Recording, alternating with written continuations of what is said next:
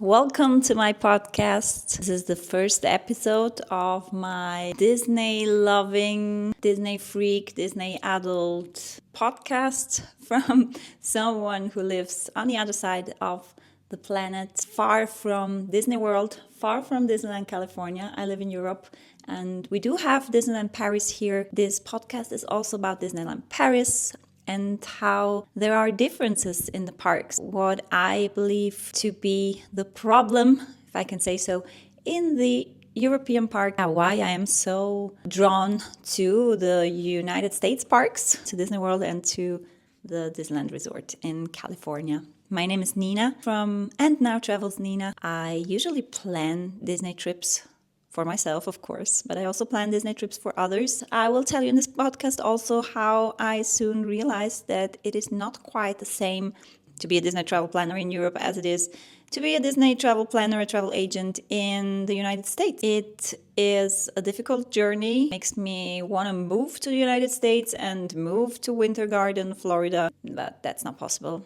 So I'm gonna do this podcast like a little therapy session and also to talk facts about the Disney parks.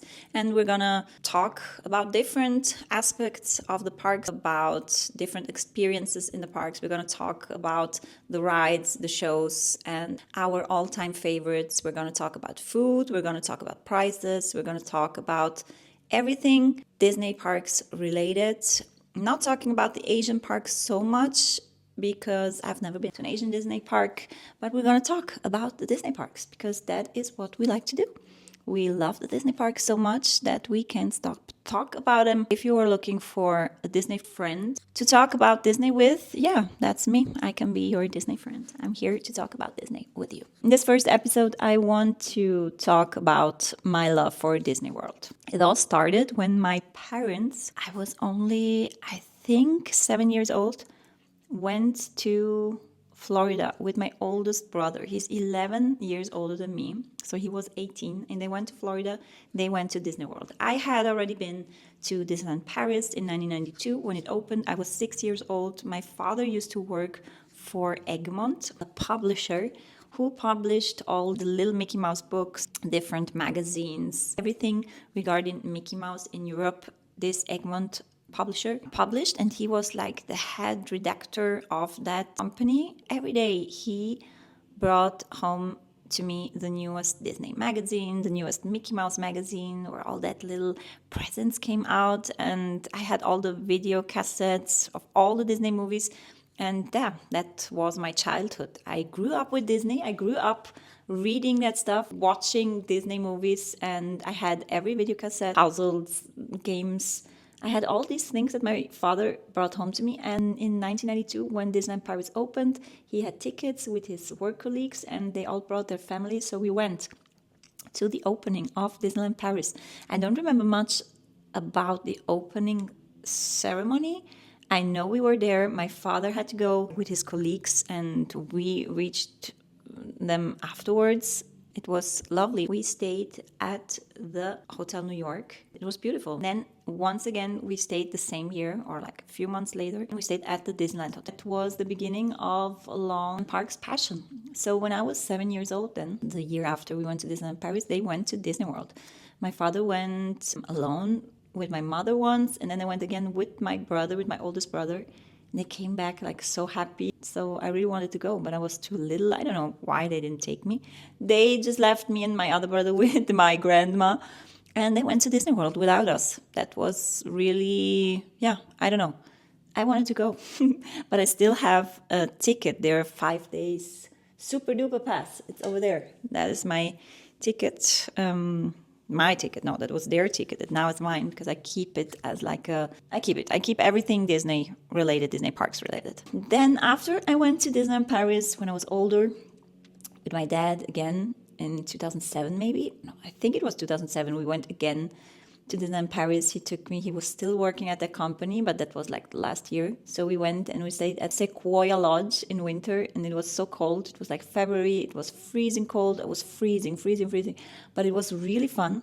There still was a rock and roller coaster. They after renamed it and remodeled it to be the Flight Force, Flight Assemble, Avengers, whatever. I never knew what is the real name of that ride. And it was still the rock and roller coaster as it is in Disney World. Now also in Disney World it's changed. We rode it many times. It was so fun. And then my next Disney experience was 2010. I went with my oldest brother, the one that is 11 years older, to Disneyland in California. I remember thinking, the castle is so small.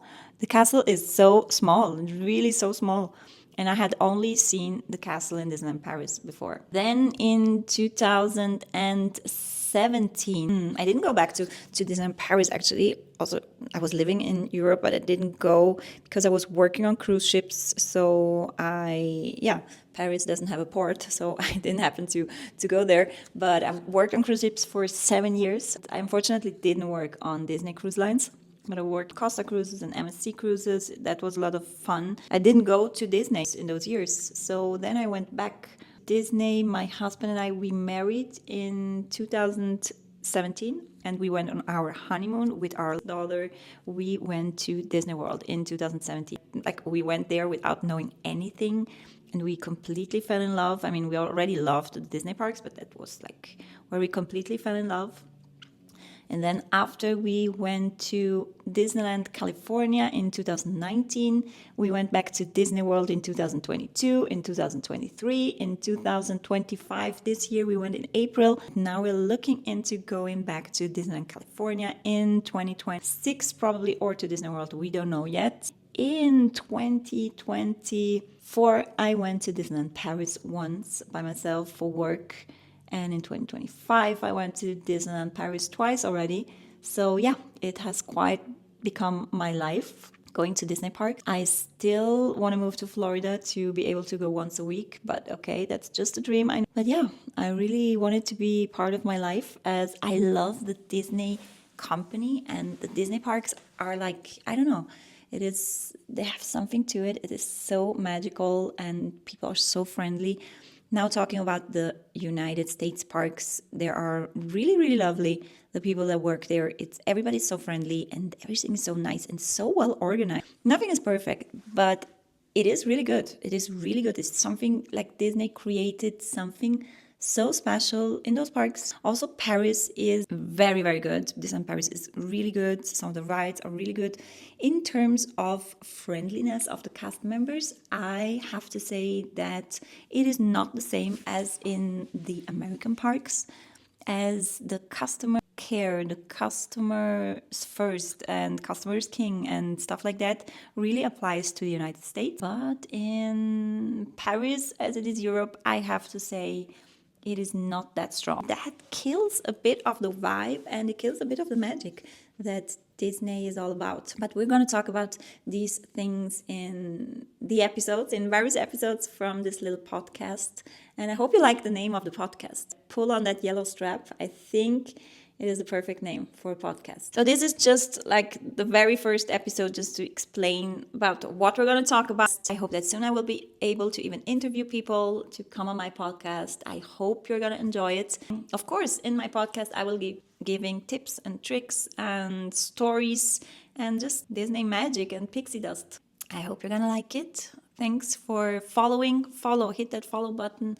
Follow. And now Travels Nina on Instagram, on YouTube. I have some videos there from my trips. I hope you like them. And thanks for listening to my first episode of my podcast. Thank you very much, Disney friends. Bye.